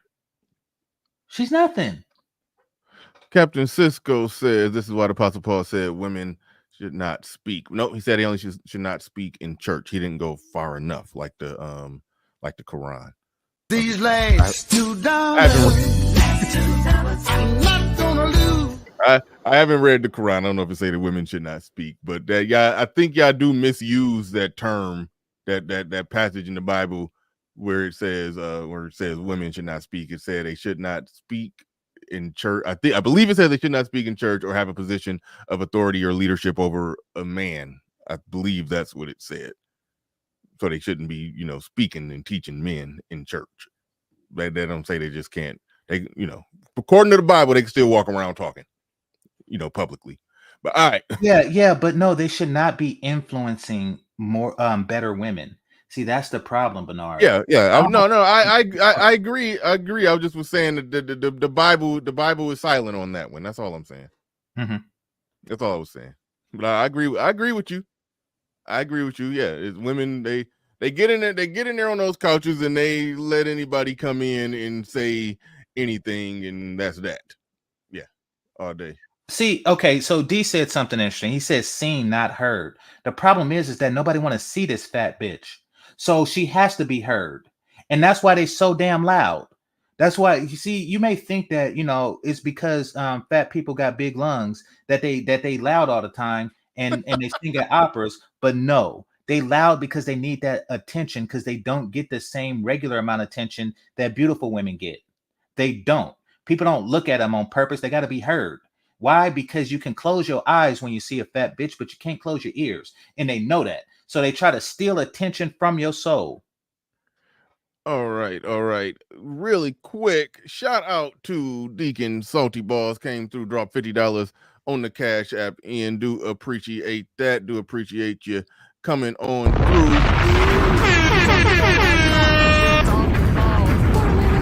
Put them in your mouth and suck them and suck them. Shout out to Salty Balls. Do appreciate you dropping 50 on the Cash App. Appreciate you. You're in the room, when you change the dynamic of a room, when you walk out of it, that is what elevates you on your woman spectrum. And so all the men are looking towards that woman, right? The one that walks in, creates impact, and leads. Ain't that a bitch? We have it. Okay, pause it. I'm already hitting you. Go ahead. Dang, she annoys me. It depends on what type of impact. Like, oh yeah, she makes an impact, when she leaves a room. Yeah, because it smells better. You fat bitch. Like, you think any impact is what determines a woman's value. No, it is her beauty. There's positive impact and then there's negative impact. Well, you laughing, you know fat bitches smell. Let's keep it a buck. They smell like spam jelly. It's like, okay, They there's a smell there like there. spam jelly. I don't think that she's on that spectrum of, you could tell she stank. She ain't on that spectrum of fat. Okay. I don't. Well, she's getting there, Bernard. She's getting there. Fair enough. I don't think she's on that spectrum of fat. There's I'm laughing at some other shit too, but let's roll it. It's actually almost over. Of looking for men that are above. We have a tendency of looking for men that are above what we're willing to do. And then that's when the pick-me comes in, right? Because most women aren't that. We don't operate in excellence all the time. All right, hold up. Hold up, I'm trying to get it off of there. She's one of those ones who I can tell she, it sounds like she probably looked at talking points on both sides and she recites both of them to try to sound like she's balanced and in the middle. It sounds like she was trying to reach across on that last part, calling out the shit that women do. But yeah, I'll say just a bunch of words. She's not calling out shit that women do because she's playing lip service to it. That's what I'm saying. She's playing lip service to it. Mm-hmm. That's it. See, here, understand this, Bernard, and this, and I blame black women for this crap. I do, and I'm not talking about fat, because fat women aren't women, and they don't deserve our love or respect. No, I'm not talking about. I'm talking about the attractive women, the better women. I blame y'all for this. I do, because just because a person don't look like you, that doesn't mean you should not internalize the message. See, understand this, ladies.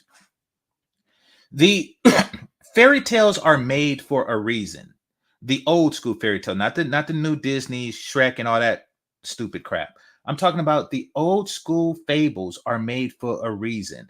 Like when they say Humpty Dumpty sat on the wall and Humpty Dumpty had a great fall, they're saying don't sit on a fucking wall. They're telling kids don't sit on the wall. They're telling Little Red Riding Hood don't go into the forest alone or else you will get wolfed.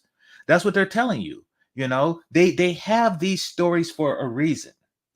And one of the other ancient fairy tales that they have is like Snow White. It's like the Little Mermaid. It's like Cinderella. See, they have these for a reason. And the crux, the lesson behind each of these stories is stop listening to faded, ugly bitches. That's the lesson behind each of them. Snow White had a faded, ugly bitch feed her poison. Cinderella was being hidden. Her beauty was being hidden by an old, fat, faded, ugly bitch. The Little Mermaid was tricked by a fat ass octopus looking bitch. You see what's going on? These stories warn little white girls to stop listening to ugly ass fat bitches. Yeah, and it's even deeper than that. Like somebody that did a breakdown and wrote an article, and it was actually a feminist that did it. She was complaining about it, but it was like she was pointing out that all the strong, self-sufficient, independent women in all the Disney fairy tales were evil. But she was mad about that because she wanted the ugly bitches were evil because ugly. Let's add that in there. Ugly, strong. All the strong, independent, self-sufficient women were evil and ugly. That in all the Disney movies, you basically laying that out. Yeah. Exactly. See, you got to understand, being ugly for a bitch, it means that you have to. It corrupts your soul, because then that's when the envy comes in. First, the envy comes in, Nard, and then the hatred of what's being envied. And then vengeance come in. It's like making a Sith Lord, Bernard. Then vengeance come in, and then they get corrupt and yellow-eyed, and now they out poisoning bitches and putting them to sleep, and they still can't keep the princess penis away from that from a Sleeping Beauty. And they're talking about other ones. Cruella de Vil, exactly. What's it called? The Wiz. Don't nobody bring me no bad news. She was just sitting on her throne of fat, commanding other people around, trying to get to Diana Ross, the prettier vessel. That's what they do. See, we're taught this. We're taught this, but black women have dismissed these fairy tale lessons because they convince because the girl don't look like them, because Cinderella don't look like them, because Rapunzel don't have a weave, so they can't really relate the same way. But the lesson is still the same, and that lesson is fat ugly bitches do not have the best interest of their betters at heart.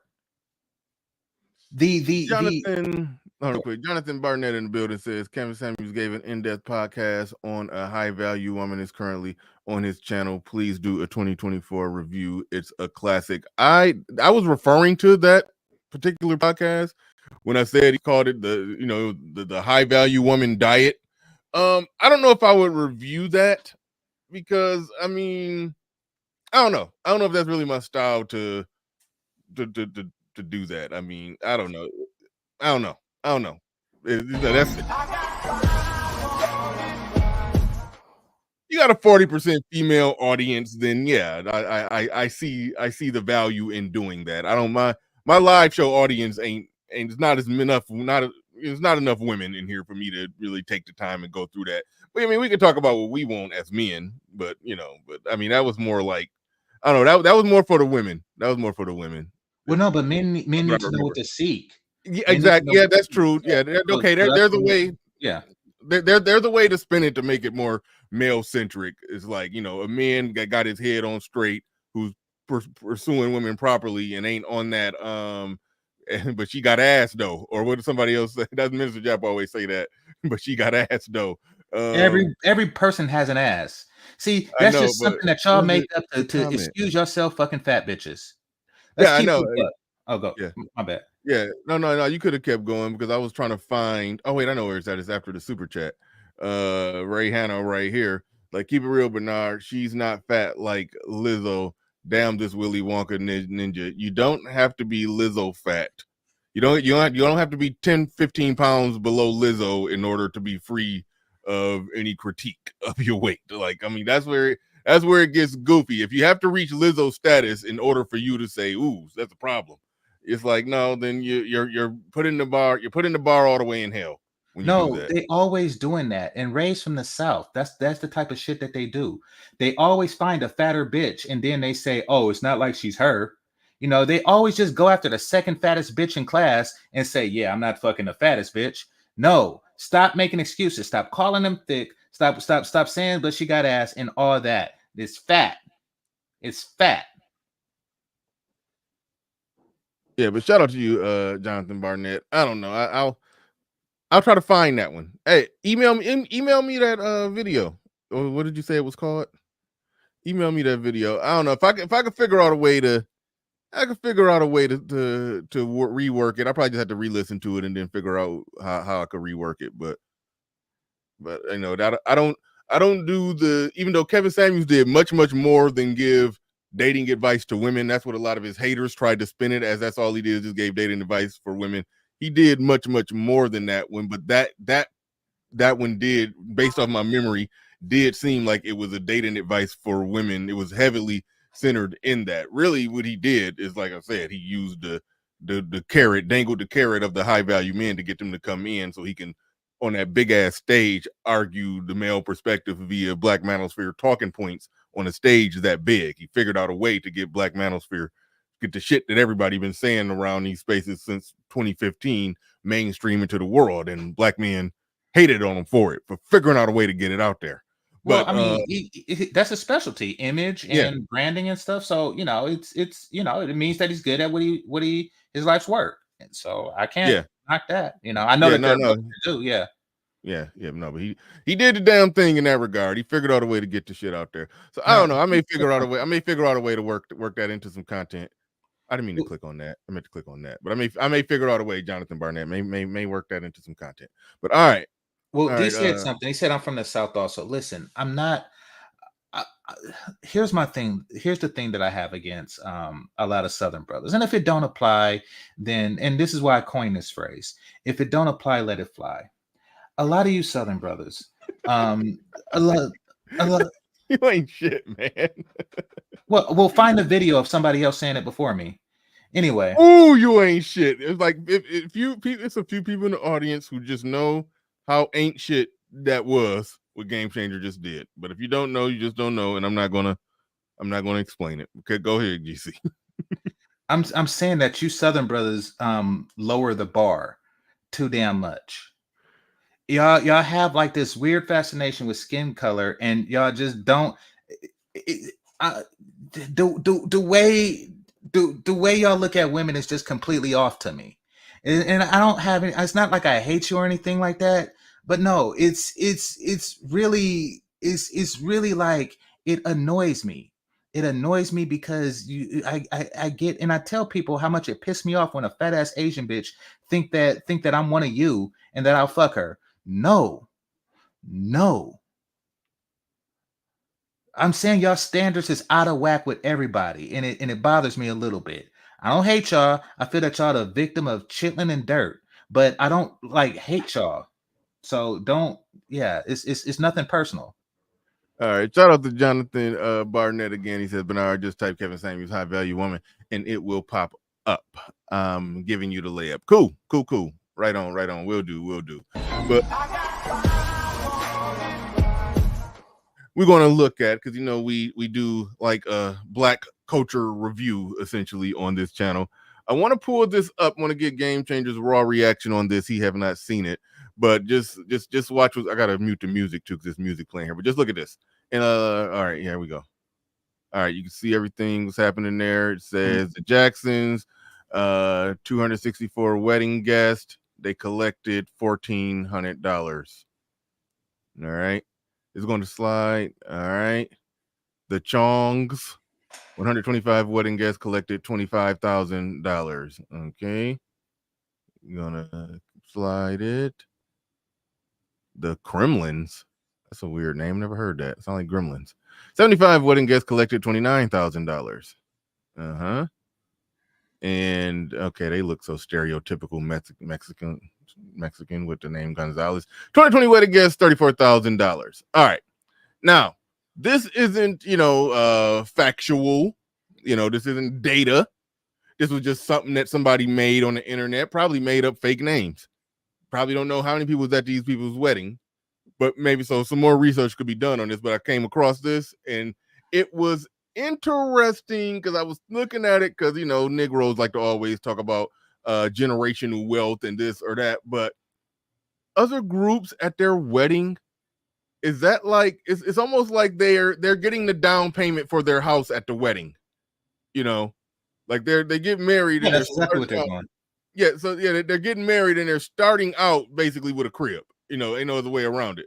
They're starting out with a house, and that house get paid off. That house, okay, if let's just say the house was $300,000. When they talk about the net worth, normally they're talking about a house. If that house get paid off, is in the family. That's it's a Mexican family living in that house that has at least a $300,000 net worth.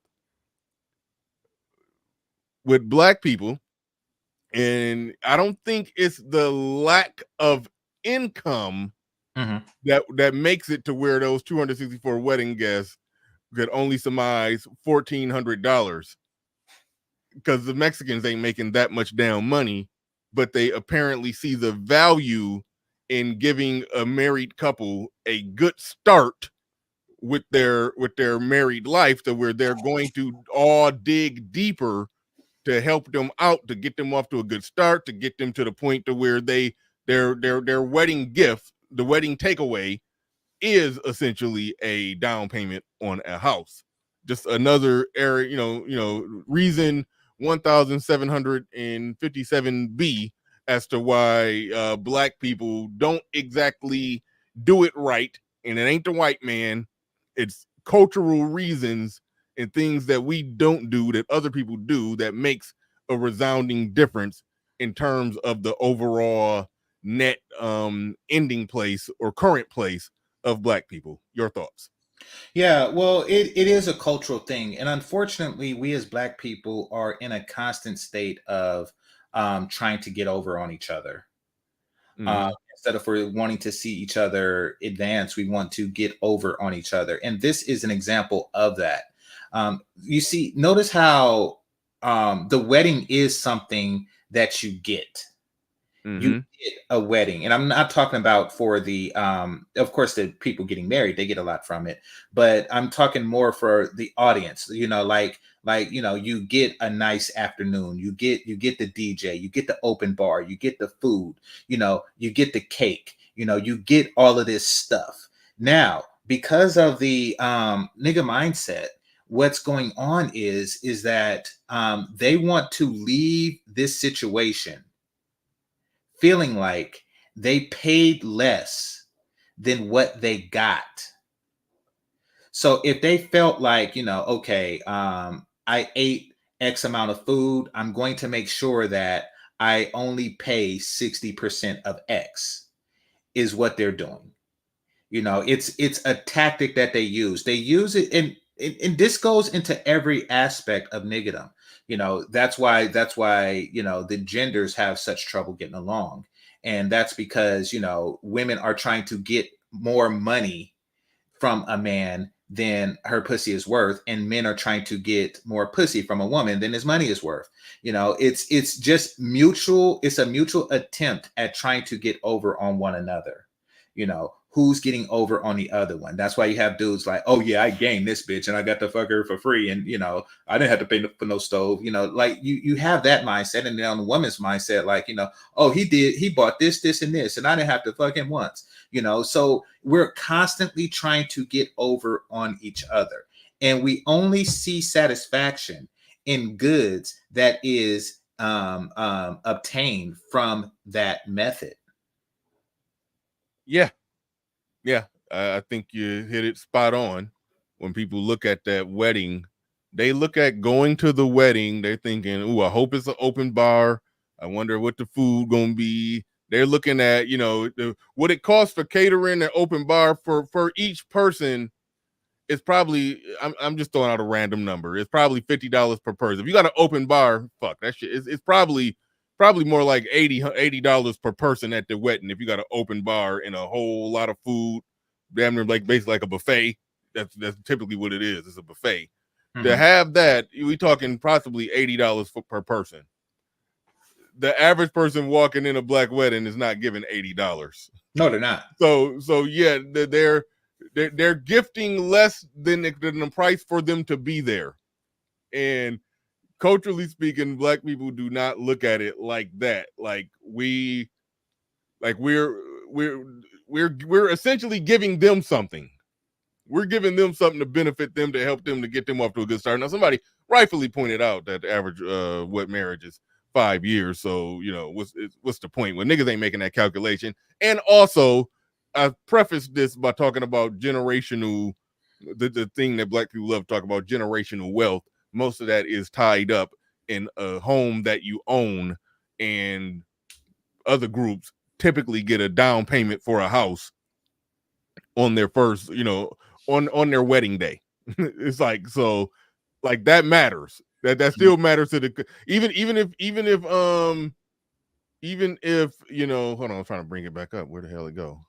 Even if they don't stay married, even if Hector and whatever the hell her name is don't stay married, that house Mexican, when you talk about the average net worth of Mexicans, or the average Mexican net worth average Mexican household, blah blah blah blah blah. No matter how you slice it, when that house is paid off, it's a $300,000 house contributing to that net worth that ultimately adds up to generational wealth that black people like to complain that we don't got.